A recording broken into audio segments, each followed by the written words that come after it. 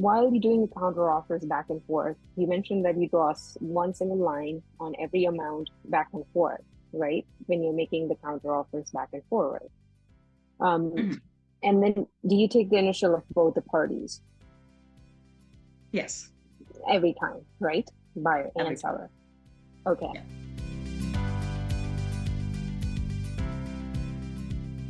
Just to clarify that concept, just so that everybody understands the question. Okay. So one of the questions or one of the topics is how do you do offers and counter offers, right? So this is how the process will work.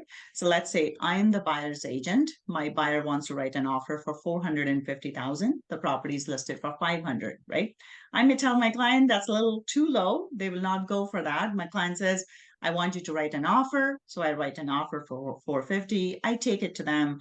They laugh in my face and say, well, no, we're going to counter at 495, right? So this kind of happens in real life.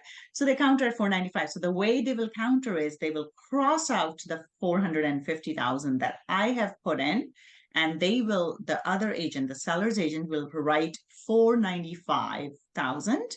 And then they will get their client to initial it and they will send it to me as the buyer's agent. And then I take it to my buyer. And then my buyer wants to counter. They're like, okay, this is a joke, 495. We don't agree.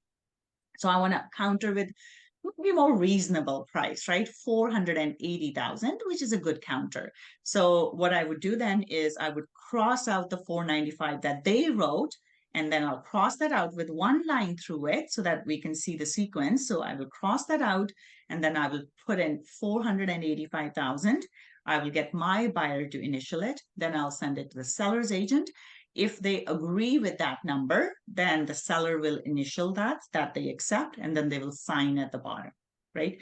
Now, there are times when we go back a lot because we can't agree to price. Then at some point you will have to write a new offer because it becomes too much crossing out of things and it's not legible then. So it has to be readable. It's very important. So we'll start off with a new offer with maybe 480,000, and then we will go back and forth. So you don't want to make it so messy with crossing outs and stuff. But normally, the point that Suhani was making here was that how do we work with offers and counter offers? That's how we work. So we cross it out, put in the new price, get our client to initial, then we send it to the other side. They will initial if they accept it.